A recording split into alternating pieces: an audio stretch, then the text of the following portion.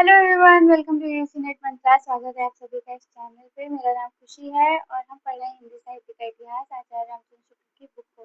Hope करती होंगी कि आप सभी अच्छे से होंगे और अच्छे से पढ़ाई कर रहे होंगे।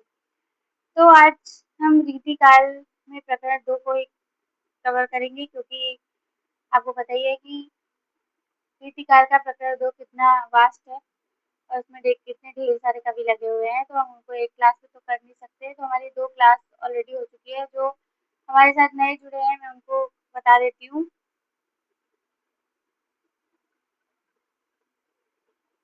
ठीक है, मैं उनको बता देती हूँ कि रीतिकाल हम पढ़ रहे हैं और इसमें हमने प्रकरण 2 की 2 क्लासेस को कंप्लीट कर लिया है। क्योंकि ज़्यादा कवि लगे हैं, इसी वजह से हमने पहली क्लास में अपनी चिंतामणि से लेके हमने नेवास तक के सभी को कंप्लीट कर लिया। सभी कवियों को अच्छे से डिटेल में पढ़ लिया, जिसके बारे में डिटेल में पढ़ना था और जो जो इम्पोर्टेंट कवि थे। उसके बाद हमने नेक्स्ट क्लास में अपना देव से लेके मतलब 13 से लेके वंशीधर तक के सारे कवियों को कंप्लीट कर लिया। मतलब टोटल 27 कवि हमारे कंप्लीट हो चुके हैं। ठीक है, तो जो भी हमारे साथ नए जुड़े हैं, अगर उन्होंने अभी तक वो क्लासेस नहीं देखी हैं तो जाके देख लीजिएगा। काफ़ी इम्पोर्टेंट क्लासेस है ये आपके लिए, क्योंकि जो भी इसमें कवि लगे हैं इनमें से आपसे क्वेश्चन पूछे ही जाते हैं। तो आप इसको इग्नोर मत ही करो तो अच्छी बात है। ठीक है, बाकी अगर आपने अभी तक हमारी और भी क्लासेस नहीं देखी हैं तो मैंने एक प्लेलिस्ट बना दी है, जिसमें हिंदी साहित्य का इतिहास आचार्य रामचंद्र शुक्ल की बुक के नाम से प्लेलिस्ट बनी है। वहीं पे आपको सारी क्लासेस एक साथ मिल जाएंगी। तो अगर आपको रिवीजन करना है तो आप स्पीड बढ़ा के रिवीजन कर सकते हो, क्योंकि मैं पूरी कोशिश करती हूँ कि जो भी सभी आपके लिए इम्पोर्टेंट है और उनके बारे में जो भी जितनी भी इम्पोर्टेंट चीज़ें उस बुक में मिलती है हमें, हम वो सब कुछ कवर करें।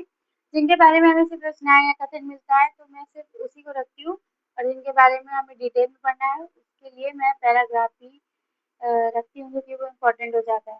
ठीक है, और हमने जैसे कि आदिकाल कंप्लीट किया था तो उसके एमसीक्यूज को सॉल्व किया था। वैसे ही हमने जब भक्तिकाल को कंप्लीट किया तो उसके भी एमसीक्यू सॉल्व किए थे। तो एक बार आप जाके क्लासेस ये दोनों भी क्लास देखिए, आपका रिवीजन हो जाएगा।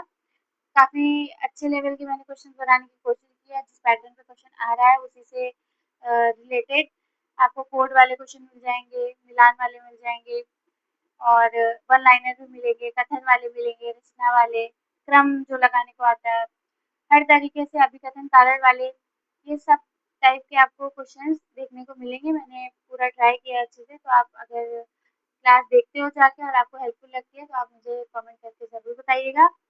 ठीक है, बड़ी मेहनत से क्लास मैंने क्वेश्चंस बनाए थे और उसको आप सभी को सॉल्व कराया है। तो आप सब देखोगे तो आप सबका ही फ़ायदा होगा। ठीक है, और बाकी अगर आप चैनल पे नए हो तो चैनल को सब्सक्राइब ज़रूर करिएगा, बिना सब्सक्राइब करे हुए मत जाइएगा और क्लास में आखिरी तक बने रहिएगा। और अगर आप बुक खोल के पढ़ रहे हो तो और भी अच्छी बात है। तो क्लास को लाइक करिएगा और ज़्यादा से ज़्यादा बच्चों तक शेयर करिएगा। बढ़ते हैं अपनी क्लास में आगे।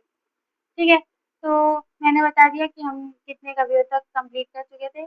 बाकी मैं आपको एक चीज़ बताना चाहती हूँ जो कल की क्लास से पिछली क्लास से रिलेटेड है। जो मैंने देव देव को जब मैंने पढ़ाया था, ठीक है, तो देव हमारे लिए इम्पोर्टेंट कवि हैं।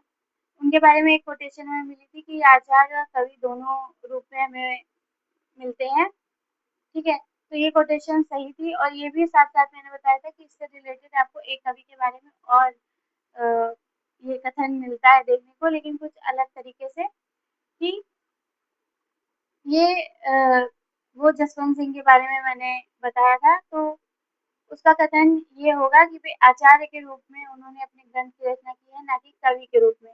ठीक है, और मैंने पिछली क्लास में कंफ्यूज होके मैंने ये बता दिया था कि वे उन्होंने अपनी रचना कवि के रूप में की है, ना कि आचार्य के रूप में। ठीक है, तो वो गलत है, उल्टा हो गया था एक तरीके से। बस इतना ही हुआ था और कुछ नहीं। तो मैं आज इसको करेक्ट कर दे रही हूँ, जिससे आपको पता लग जाए कि हाँ वो चीज़ गलत थी। बाकी मैंने जिसको क्लास पढ़ाई है उसको समझ में आ ही गया होगा कि मैं कहाँ की बात कर रही हूँ। जसवंत सिंह को हमने अपनी पहली क्लास जो पार्ट 1 था उसमें देखा है, और देव को हमने पार्ट 2 मतलब जो हमारी पिछली क्लास हुई उसमें देखा था। तो मैं आपको एक बार फिर क्लियर कर देती हूँ देव के बारे में कि आचार्य और कवि दोनों के रूप में पाए जाते हैं।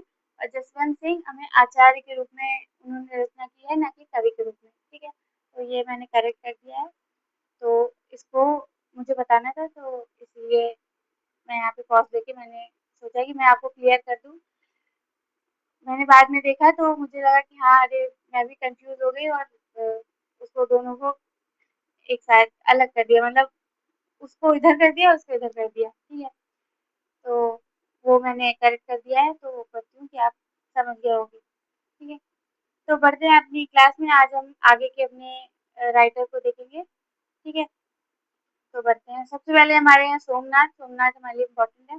सोमनाथ ये माधव ब्राह्मण थे और भरतपुर के महाराज बदन सिंह के कनिष्ठ पुत्र प्रताप सिंह के यहाँ रहते थे, मतलब ये प्रताप सिंह के आश्रयदाता थे।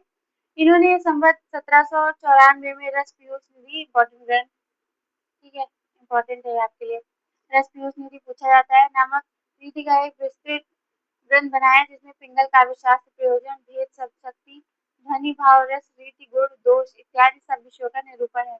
यह दास जी के काव्य निर्णय से बड़ा ग्रंथ है। काव्यांग निरूपण में ये श्रीपति और दास के समान है। इम्पोर्टेंट इम्पोर्टेंट लाइन है। ठीक है, तो ये आपसे कोटेशन देके पूछी जा सकती है कि किसके बारे में है, तो सोमनाथ के बारे में। और किस रचना के बारे में है, तो रस पीयूष निधि। और रस पीयूष निधि काफी इम्पोर्टेंट रचना है। विषय को स्पष्ट करने की प्रणाली इनकी बहुत अच्छी रही है।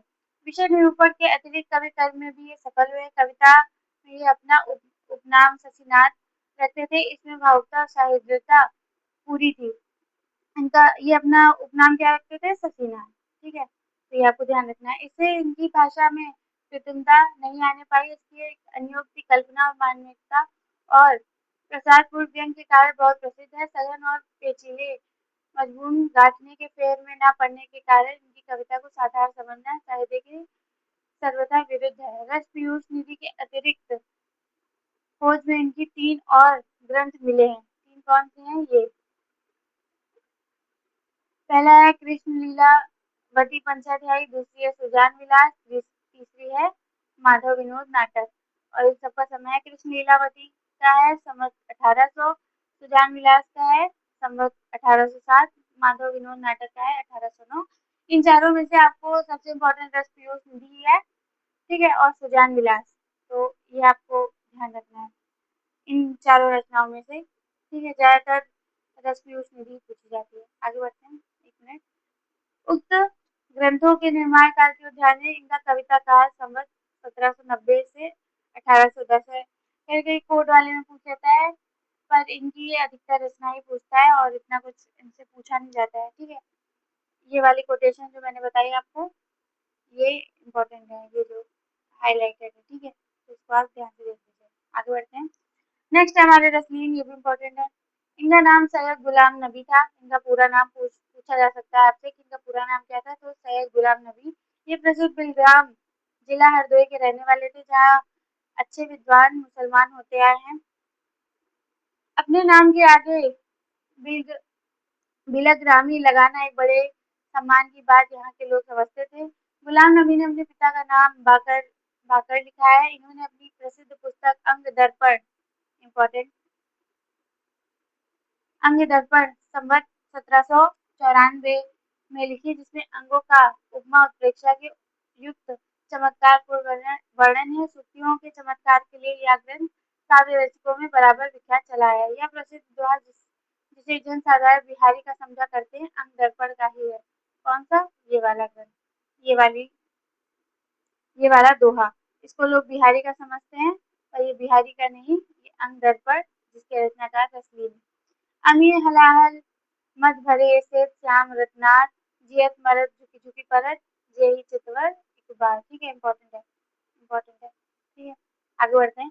अंग दर्पण के अतिरिक्त रसलीन जी ने संवत 1798 में रस प्रबोध नामक एक रस निरूपण का ग्रंथ बनाया, जिसमें 1155 दोहे हैं और रस भाव, नायिका भेद, ऋतु वर्णन, बारहमासा आदि अनेक प्रसंग आए हैं।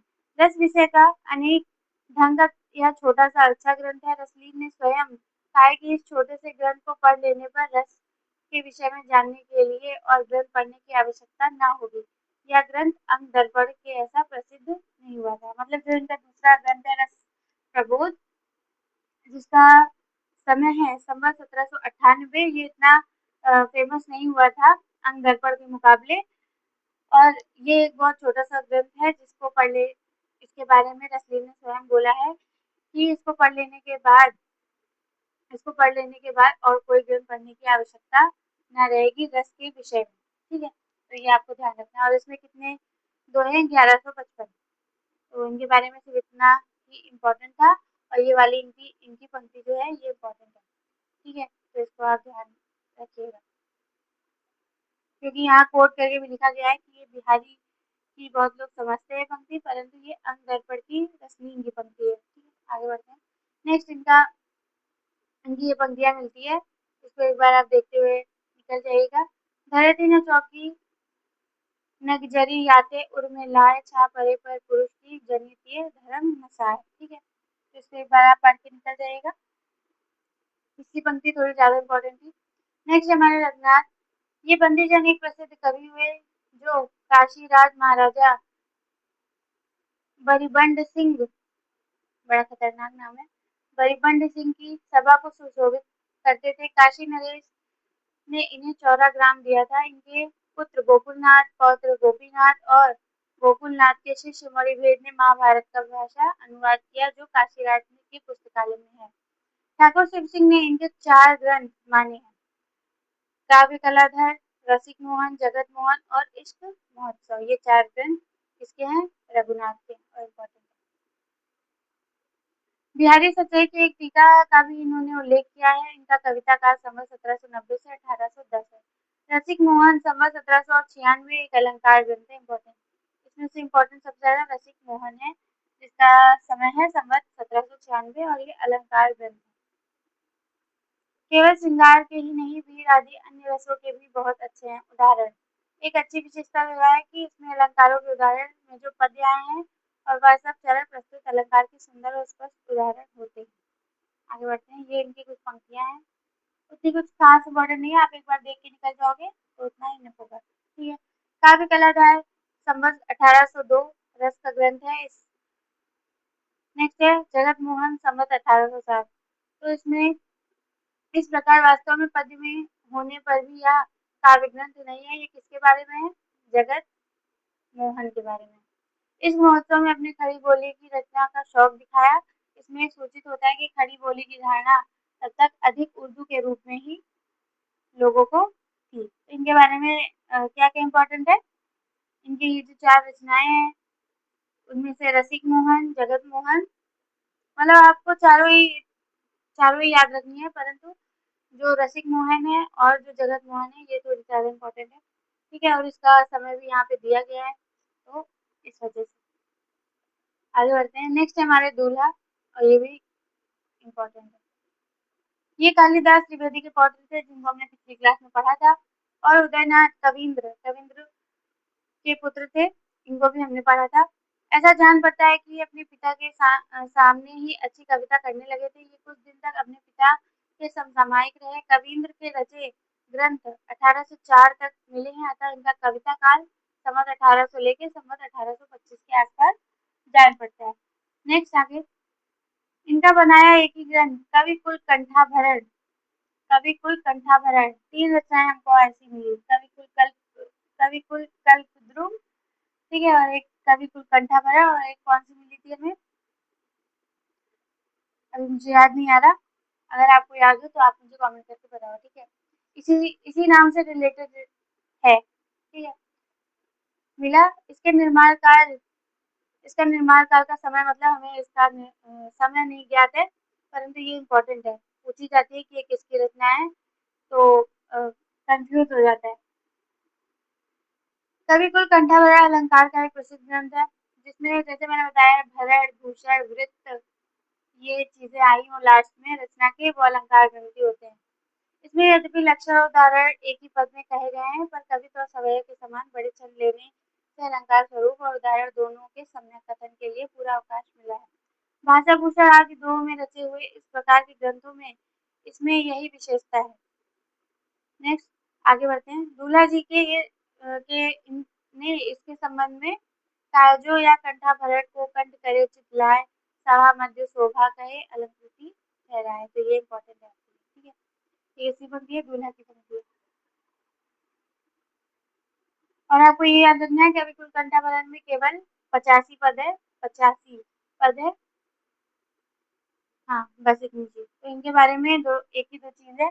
इनका कविता काल 1800 से 1825 तक का संवत, ठीक है? और इनकी रचना कविकुल कंठाभरण और कविकुल कंठाभरण एक अलंकार ग्रंथ है, इसमें टोटल 85 पद्य हैं। ये और ये जो इनकी पंक्तियाँ दी गई हैं ये। आगे बढ़ते हैं, नेक्स्ट हमारे कुमार मणिभट्ट। अब आगे आपको कुछ ऐसे कवि मिलेंगे, राइटर मिलेंगे, जिनका नाम भी आपने जल्दी नहीं सुना होगा या सुना होगा तो सिर्फ उनकी रचना के बारे में, ऐसा कुछ उनके बारे में डिटेल में हमें नहीं मिलता है। तो उनकी सिर्फ रचनाओं को जो भी इम्पोर्टेंट है मैंने वही रखा है। मतलब कवि को मैंने एक भी नहीं छोड़ा है, ठीक है? कवि को हमने सारे रखे हैं, लेकिन जो-जो चीज़ें उनके बारे में इम्पोर्टेंट है, वही रखा है क्योंकि उनके बारे में नहीं पूछा जाता है आपसे, तो उतनी इम्पोर्टेंट भी नहीं है। जैसे कुमार मणिभट्ट, इनकी सिर्फ जो रचना है रसिक रसाल, ये इम्पोर्टेंट है। संवत 1803, सिर्फ इनकी रचना आपको देख लेनी है, रसिक रसाल और संवत 1803, ठीक है? ये रीति ग्रंथ इन्होंने बनाया था और इन्होंने अपने को हरिवल्लभ का पुत्र कहा है। बस इनकी सिर्फ रचना इम्पोर्टेंट है, ठीक है? आगे बढ़ते हैं। जिनकी रचना इम्पोर्टेंट है वो उसको देखते-देखते आगे बढ़ लेंगे। शंभुनाथ मिश्र, इनके नाम के कई कवि हुए हैं, जिनमें से एक संवत 1806 में, दूसरे 1867 में, तीसरे 1901 में। यहाँ प्रथम का उल्लेख किया जा रहा है, मतलब ये प्रथम वाले हैं, संवत 1806 वाले, जिन्होंने रस कल्लोल, रस तरंगिणी और अलंकार दीप नामक 3 रीति ग्रंथ बनाए हैं। और ये असोधर जिला फतेहपुर के राजा भगवंत राय खींची के यहाँ रहते थे। तो इनकी 3 रचनाएँ हैं, और वही इम्पोर्टेंट है और ये किसके यहाँ से जाते थे? भगवंत राय खींची के, ठीक है? नेक्स्ट आगे बढ़ते हैं। शिव शिव सहाय दास, इनकी रचना है शिव चौपाई, उनकी कुछ खास इम्पोर्टेंट नहीं है, तो इनको हम स्किप भी कर सकते हैं। रूपशाही, इसलिए मैंने किसी को हटाया नहीं है कि आपको पता चलता चले कि हाँ आपके पास इतने कवि हैं, कौन-कौन से आपके पास इम्पोर्टेंट है और किसको आप स्किप कर सकते हो या सिर्फ उनकी रचनाओं को देख सकते हो, ठीक है? नेक्स्ट हमारे रूपशाही, ये पन्ना के रहने वाले श्रीवास्तव कायस्थ थे। इन्होंने संवत 1813 में रूप विलास, इम्पोर्टेंट रचना इनकी, नामक ग्रंथ लिखा था। बस इनके बारे में इतना ही इम्पोर्टेंट है, इनकी पंक्तियों को हम स्किप कर सकते हैं। आगे बढ़ते हैं। नेक्स्ट हमारे ऋषिनाथ, ये असनी के रहने वाले बंदीजन थे। आगे बढ़ते हैं। इनकी रचना, इन्होंने अलंकार मणि मंजरी नामक एक अच्छी पुस्तक बनाई थी। अलंकार मणि नामक अलंकार मणि मंजरी नामक एक पुस्तक बनाई थी जो दोहों में थी और बीच-बीच में धनाक्षरी और छप्पर भी इसमें मिलते हैं। इसका रचनाकाल संवत 1831 है। इसका अलंकार मणि मंजरी का, ठीक है? बस इनके बारे में भी इतनी ही जानकारी मिलती है। अलंकार मणि मंजरी इनकी रचना है, इनका रचनाकाल संवत 1821 है। बस आप एक बार जो कभी आपसे नहीं पूछे जाते हैं, अगर आपने प्री-वाक्य देखा है तो आपको समझ में आ रहा होगा कि मैं क्या कहने की कोशिश कर रही हूँ, कि जो कभी आपसे नहीं पूछे जा रहे हैं उनकी आप ऐसा भी नहीं कि आप उनको पूरा स्किप कर दो, क्योंकि एनटीए आपसे कहीं से भी क्वेश्चन पूछ सकता है, ठीक है? तो हो सकता है कि आपसे ये भी पूछ ले कि अलंकार मणि मंजरी किसकी है और आप अभी तक वो क्वेश्चन नहीं पाए हो, लेकिन अचानक से आ जाए तो इस वजह से आपको एक बार अपनी नज़र के सामने से निकाल लेना है, जिससे हाँ, आपके सबकॉन्शियस में रहे कि हाँ, मैंने कहीं तो देखा है ये, ठीक है? तो इसलिए मैंने इसको रखा है। आगे बढ़ते हैं। नेक्स्ट हमारे बेरिसार, ये असनी के रहने वाले ब्रह्मभट्ट थे और इन्होंने भाषा भरण नामक एक अच्छा ग्रंथ, अलंकार ग्रंथ संवत 1825 में बनाया था। तो बस इनकी जो रचना है भाषा भरण, ये इम्पोर्टेंट है और ये अलंकार ग्रंथ है और इसका संवत 1825 है और ये दोहों में है। बस इनकी पंक्तियों को हम स्किप कर सकते हैं। ये नाम आपने नहीं सुने होंगे, बेरिसार आपने अभी तक शायद ना सुना हो, जिसने बुक पूरी नहीं पढ़ी है, उसने तो नहीं ही सुना होगा, ठीक है? नेक्स्ट है हमारे दत्त, ये माड़ी के रहने वाले ब्राह्मण थे और चरखारी के महाराज कुमान सिंह के दरबार में रहते थे। इनका कविता काल संवत 1830 माना जाता है। लालित्य लता नामक अलंकार की पुस्तक लिखी थी, जिससे ये बहुत अच्छे कवि जान पड़ते हैं, ठीक है? इनकी इनकी जो रचना है लालित्य लता, इनकी दत्त की रचना।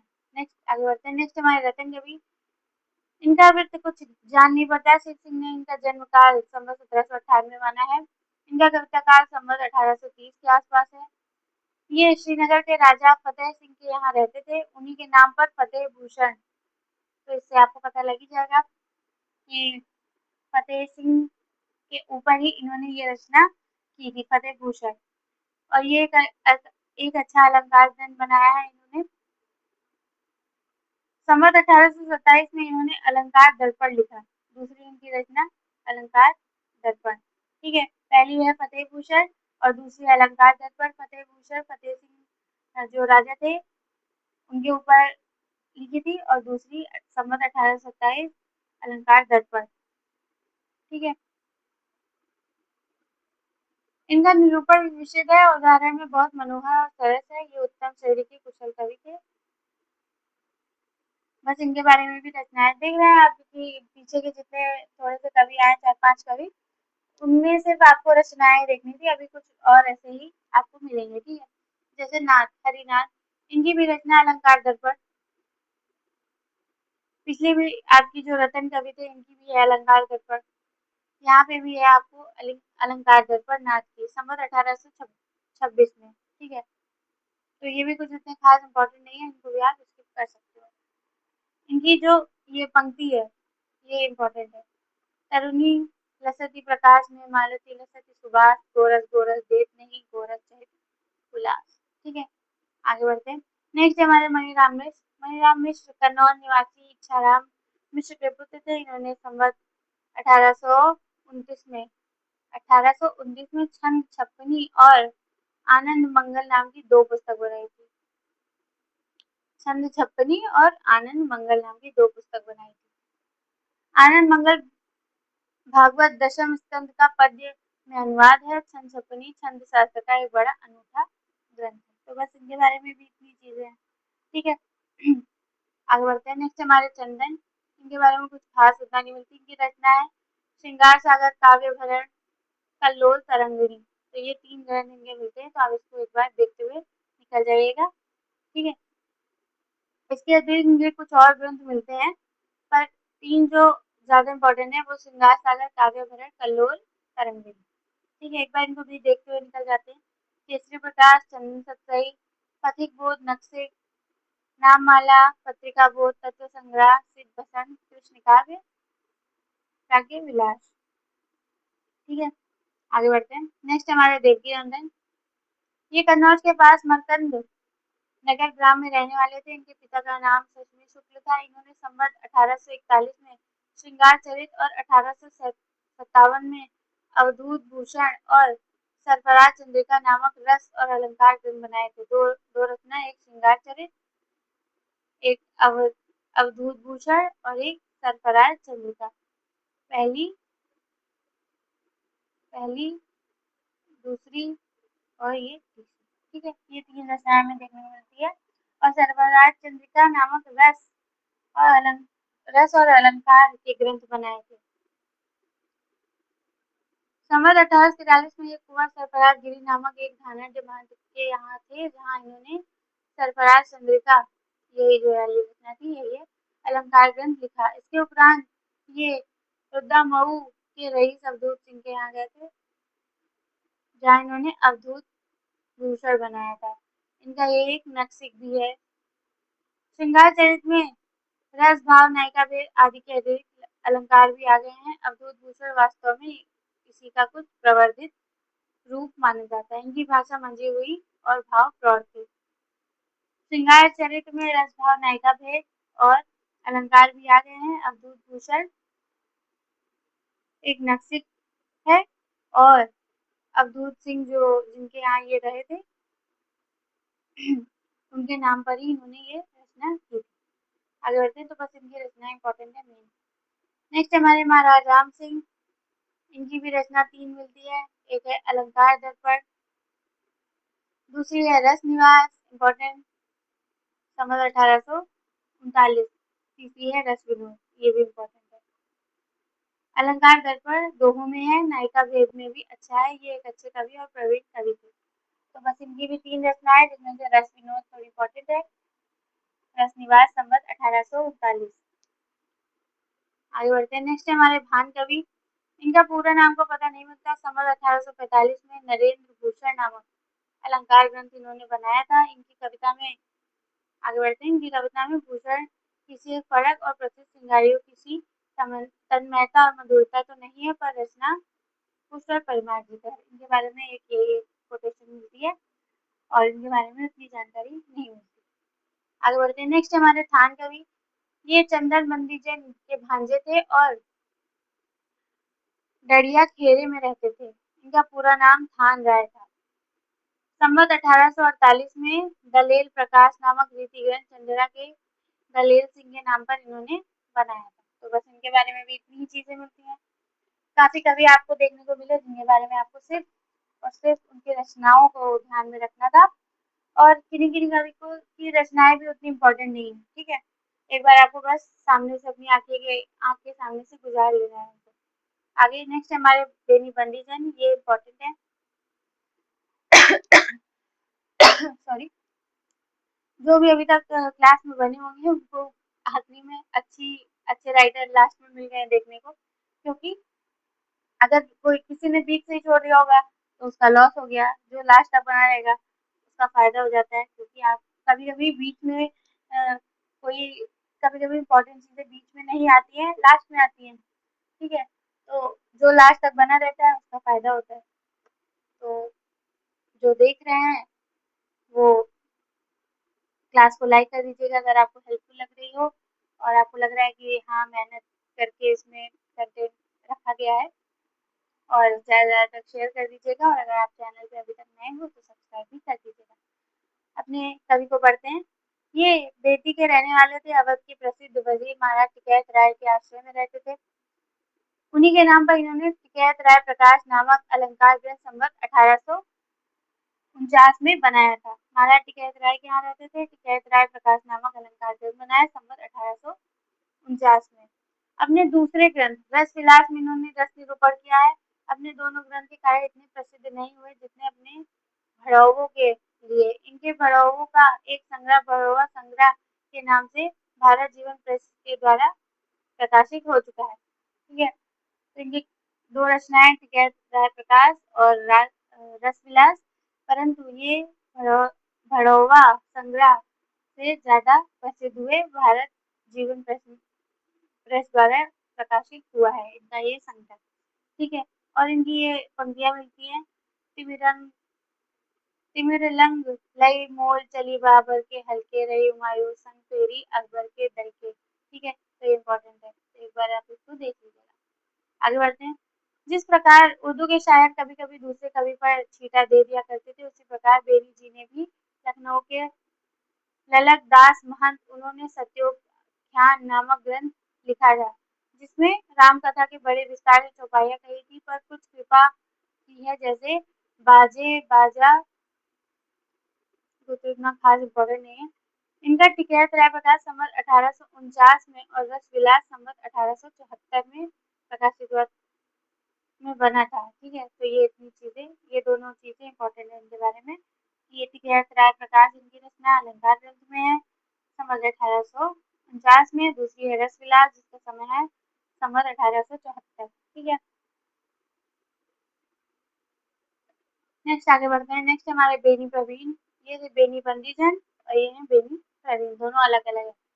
ये लखनऊ के वाजपेयी थे। ये जो इनको इनका नाम भी बेनी था, तो दोनों में कंफ्यूजन हो जाती है। तो जो इनके प्रवीण की उपाधि थी, इसको बेनी बंदीजन ने ही इनको दी थी। ठीक है, ये लखनऊ के वाजपेयी थे और लखनऊ के बादशाह गाजिउद्दीन हैदर के दीवान राजा दया कृष्ण कायस्थ के पुत्र नवल कृष्ण उर्फ लल्लन जी के आश्रय में रहते थे। इतना कुछ खास इम्पोर्टेंट नहीं है। जिनकी आज्ञा से संवत 1874 में इन्होंने नव रस तरंग नामक ग्रंथ बनाया। कौन सा ग्रंथ? नव रस तरंग। ठीक है, तो ये इम्पोर्टेंट है। नव रस तरंग किसका ग्रंथ है? बेनी प्रवीण का। इसके पहले श्रृंगार भूषण नामक एक ग्रंथ बना चुके थे। ये कुछ दिन के लिए महाराज नाना राव के पास बिठूर भी गए थे। उनके नाम पर नाना राव प्रकाश नामक अलंकार ग्रंथ भी बनाया था। पहले के जितने भी कवि आप देखोगे रीतिकाल के, अक्सर काफ़ी आपको रचनाएँ देखने को मिली, जो भी हमने रीति गिरफ्तार कवि की मतलब 2 क्लास की, उसमें भी आपको देखने को मिला कि जो रचनाएँ थी और जिसके आश्रय में वो कवि अगर रहते थे, तो काफ़ी रचनाएँ तो उनके नाम पे ही वो बनाते थे, जिसके नाम पे रहते थे। ठीक है? तो उससे आपको पहचानने में आसानी होगी, बस आपको ये याद रखना है कि किसने बनाई है और आश्रयदाता कौन थे, उनका नाम ही अक्सर आ जाता है। काफ़ी ऐसी रचनाएँ आपको देखने को मिली अभी। नाम नामक अलंकार का एक बड़ा ग्रंथ कवि प्रिया के ढंग पर लिखा था। खेद है उनका कोई ग्रंथ अब तक प्रकाशित नहीं हुआ है। कहते हैं कि बेनी बंदी जन से नशे एक बार कुछ वाद हुआ था, जिसे प्रसन्न होकर उन्होंने प्रवीण की उपाधि ने दी थी। तो किसने दी थी? बेनी बंदी जन ने। और ये इम्पोर्टेंट है, आपसे पूछा जा सकता है कि बेनी प्रवीण को प्रवीण की उपाधि किसने दी थी? तो बेनी बंदी जन ने दी थी, बड़ौवा वाले ने। या आपसे बेनी बंदी जन न लिख के बड़ौवा वाले ही लिख के पूछ ले, तो ये कठिन क्वेश्चन में आ जाएगा। इनका नव रस तरंग बहुत ही मनोहर ग्रंथ है। इनमें नायिका भेद के उपरांत रस भेद और भाव भेद के का संक्षेप में निरूपण हुआ है। फिर उसके बाद ये इनके बारे में एक इम्पोर्टेंट कोटेशन हमें देखने को मिलती है। ये ब्रजभाषा के मती राम ऐसे कवियों के समकक्ष हैं और कहीं-कहीं तो भाषा और भाव के माधुर्य में पद्माकर तक से टक्कर लेते हैं। जान पड़ता है कि श्रृंगार के लिए सवैये ये विशेष उपयुक्त समझते थे। तो ये आपके लिए इम्पोर्टेंट हो जाता है। ठीक है? तो आज हम इतने ही कवियों को पढ़ेंगे, ये हमारे लास्ट कवि थे। बाकी के कवियों को एक क्लास और होगी, फिर हमारा प्रकर 2 खत्म हो जाएगा। ठीक है? मतलब समाप्त हो जाएगा। तो आज हमने सोमनाथ से लेकर के बेनी प्रवीण तक के कवियों को कंप्लीट कर लिया है। ठीक है? तो हमने बेनी प्रवीण तक के कवियों को कंप्लीट कर लिया है। टोटल हमने ऑलमोस्ट 20 से 21 कवियों को आई थिंक किया है हमने।